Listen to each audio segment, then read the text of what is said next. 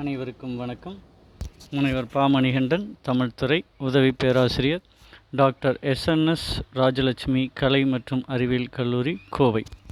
இன்று நாம் காண இருக்கும் தலைப்பு 2ஆம் ஆண்டு மாணவர்களுக்கு பாடப்பகுதியில் அமைந்திருக்கும் இலக்கிய வரலாறு குறித்த அறிமுகத்தில் வைணவ சமயம் குறித்த தகவல்களை இக்காணொளியில் காண்போம். வைணவ சமயம். நாம் வணங்கும் இறைவன் நம்மில் மட்டுமல்லாமல் எங்கும் எதிலும் நீக்கமற நிறைந்திருப்பவன், அண்ட சராசரங்களின் முக்கிய சாராம்சமாக இருப்பவன், நாம் தோல்வியால் துவளும்போது மனதில் நம்பிக்கையை விதைப்பவன். அதனால்தான் இறைவன் எங்கும் இருப்பான் என்ற கேள்விக்கான விடை தேடும் அன்பர்களுக்கு பிரகலாதனை காரணமாக கொண்டு தான் தூணிலும் இருப்பவன், துரும்பிலும் இருப்பவன் என்று உணர்த்தியிருக்கிறான் இறைவன். இறைவன் மெய்ஞான இரகசியங்களை முழுவதும் அறிந்து கொள்வதற்கு மனிதனுக்கு பல யுகங்கள் கூட போதாது என்பதில் இருந்தே அவனுடைய அளவற்ற ஆற்றலை நம்மால் புரிந்து கொள்ள முடியும். ஆங்கிலம் வணிகத்தின் மொழியாகவும், லத்தீன் சட்டத்தின் மொழியாகவும், கிரேக்கம் இசையின் மொழியாகவும், ஜெர்மன் தத்துவத்தின் மொழியாகவும், பிரெஞ்சு தூதின் மொழியாகவும், இத்தாலி காதலின் மொழியா என்று கூறுவது பொருந்தும் எனில், தமிழ் பக்தியின் மொழி என்று கூறுவது பொருந்தும் என்று தனிநாய அடிகளார் தெளிவுபடுத்துகின்றார். களப்பிரர் காலத்திற்கு பிறகு சோழர் ஆட்சியில் கிபி 7ஆம் 8ஆம் 9ஆம் நூற்றாண்டுகளில் ஆலய பணியை ஆண்டவன் பணி என்னும் சிந்தனை வேரூன்றியது. சங்க இலக்கியங்கள் மன்னரையும் மக்களையும் பாடின. பக்தி இலக்கியங்கள் இறைவனையும் இறையடியாரையும் சிறப்பித்தன. கோயில் இல்லாத ஊரில் குடியிருக்க வேண்டாம், நீரில்லாத நெற்றி பால் என்னும் எண்ணம் மக்கள் மனதில் ஊன்றப்பட்டது. நாடெங்கும் கோயில்கள் எழுப்பப்பட்டன. வைணவ சமயம். விஷ்ணுவை முழுமுதற் கடவுளாக வழிபடும் சமயம் வைணவம் என்றும் வைஷ்ணவம் என்றும் அழைக்கப்படும். இச்சமயம் இந்து சமயத்தின் 6 உட்பிரிவுகளில் ஒன்றாகும். உலகில் தீமைகள் ஓங்கும்போது காக்கும் கடவுளான விஷ்ணு மனித வடிவில் அவதாரம் எடுத்து அவற்றை அழித்து நல்லவரை காப்பார் என்பது வைணவர் நம்பிக்கை. வைணவ கடவுளான விஷ்ணு எண்ணற்ற அவதாரங்களை எடுத்துள்ளதாகவும் நம்புகிறார்கள். திருமாலின் எண்ணற்ற அவதாரங்களில் குறிப்பிடத்தக்கவையான மச்சம், கூர்மம், வராகம், நரசிம்மம், வாமனன், பரசுராமன், ராமன், பலராமன், கிருஷ்ணன், கல்கி என்ற 10 அவதாரங்கள் தசாவதாரங்கள் என்று அழைக்கப்படுகின்றன. உபநிடதங்களில் 14 வைணவ உபநிடதங்களாகும். வைணவ சமயத்தின் முக்கிய நூல்கள் வேதம், உபனிஷத்து, பாகவத்கீதை, பஞ்சாத்ர ஆகமம், மகாபாரதம், இராமாயணம், பாகவதம், விஷ்ணு கருட நாரத்ய பத்ம வராக புராணங்கள் ஆகும்.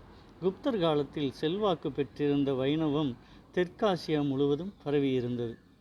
ராமானுஜர் விளக்கிய விசிஷ்டாத்வைவம் என்ற தத்துவத்தில் ஆதி பரம்பொருள் நாராயணன் என்ற திருமாலே அவன்தான். உபநிடதங்கள் கூறும் பிரம்மம் அவன் குணம் என்றே குன்றேறி தாண்டியவன் என்று உபநிடதங்கள் கூறுவதன் உட்பொருள் அவனிடம் எல்லா நல்ல குணங்களும் இருக்கின்றன என்பதாகும். அறம், ஞானம், சக்தி, அன்பு இவையாவும் முடிவில்லாத அளவுக்கு அவனிடம் உள்ளன. அவன் உயிரினங்களிடம் வைத்திருக்கும் எல்லையற்ற கருணையினால் அவ்வப்போது அவதரித்து இடர்போக்கி தன்னுடன் சேர்த்து கொள்ள வழிவகுக்கின்றான். பிரம்மனும் சிவனும் உயிரும் உடம்பும் போல சிவகரனிவரும் மற்றும் பிரப பஞ்சம் அனைத்தும் பிரம்மத்தின் உடலாகும். இதற்கு பிராமணம் பிருகத்காரண்ய உபநிடத்து யோ விஞ்ஞான திஷ்டன் விஞ்ஞானம் தந்திரா யம் விஞ்ஞானம் நா வேத யஷிய விஞ்ஞானம் சரீரம் யோ விஞ்ஞான மந்த்ரோ யம யதி யஷ்ட ஆத்ம அந்த்ராயம் மிருத்த. இதன் பொருள், எவன் அறிவுக்குள் உறைபவனோ, அறிவுக்குள் அறிவாக இருப்பவனோ, எவனை அறிவும் அறிய முடியாதோ, எவனுக்கு அறிவே உடலோ, எவன் அறிவையும் உள்ளிருந்து ஆட்டி வைப்பானோ அவன்தான் இவ்வான்மா அழியாமல் உள்ளுரைபவனாவான். உயிரும் உடலும் வெவ்வேறானதால் பிரம்மத்தினுள் தன்னுள் வேற்றுமை உண்டு. ஆனால் வேறு வேற்றுமைகள் கிடையா. பிரம்மத்திற்கு சமமான வேறு உண்மைகள் இல்லை. அதனால் பிரம்மத்தினிடத்தில் சௌஷேதிய பேதம் என்று கூறப்படும் பகுப்புவிட்ட வேற்றுமை கிடையாது. பகுப்புக்கும் உள்ள வேற்றுமைக்கும் கிடையாது. ஏனென்றால் வேறு ஒரு பகுப்பு அறவே இல்லை. இதனால் இதுவும் ஒருவித அத்வைதம் இரண்டற்றதுதான். பிரம்மனிடத்தின் குணம் என்ற தன்மை உள்ளதா இல்லையா என்ற ஒரு ஆழமான கேள்வியின் இருவேறு விடைகள்தான் இதை அத்வைத கோட்பாட்டிலிருந்து வேறுபடுத்துகிறது. அதனால் ராமானுஜரின் இக்கோட்பாட்டிற்கு விசிஷ்டாத்வைவம், விசிஷ்டமான அத்வைதம் என்று பெயர். விசிஷ்டம் என்ற சிறப்பற்ற பொருள் என்று பொருள். இதற்கு படைத்தல் ஒரு மாயை அல்ல, அது கடவுளின் ஓர் உண்மையான செய்கை. உலகப் பொருள், சீவன், ஈசன் ஆகிய 3 தத்துவங்களும் 3 படிகளிலுள்ள உண்மைகள். கீழ்ப்படியிலுள்ள பொருள் அறிவற்றது, சீவன் அறிவுள்ளது. ஆனால் இரண்டும் கடவுளுடைய எள்ளத்தனை பாகமே. மனிதனுடைய புலன்கள் கீழ்ப்படியில் உறையும் பொருள்களின் பலவித சேர்க்கையே. சீவர்கள் இப்புலன்களின் உந்துதலாலும் உதவியாலும் பொருட்களை அனுபவிக்கின்றன.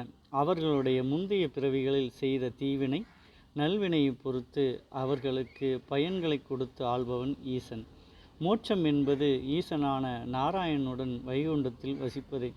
வைணவத்தில் முக்தியின் வகைகள் 4 என்று புராணங்கள் கூறுகிறது. அவைகள் சலோக்கியம், சாயுஷ்யம், சாமீப்யம் மற்றும் சாரூபியம் ஆகும்.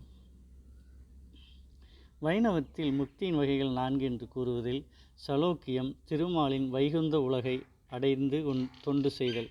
சாமீப்பியம் என்பது திருமாலின் வைகுந்த உலகத்தை அடைவதோடு அல்லாமல் திருமாலின் அருகாமையிலிருந்து தொண்டாற்றும் பேறு. சாரூபியம் என்பது திருமாலின் திருவுருவத்தையும் சின்னங்களையும் பெற்று இறைவனுக்கு தொண்டு செய்தல். சாயுச்சியம் என்பது திருமாலுடன் ஒன்றுபடுதல், ஜீவாத்மா பரமாத்மா ஐக்கிய நிலையை குறிப்பதாகும்.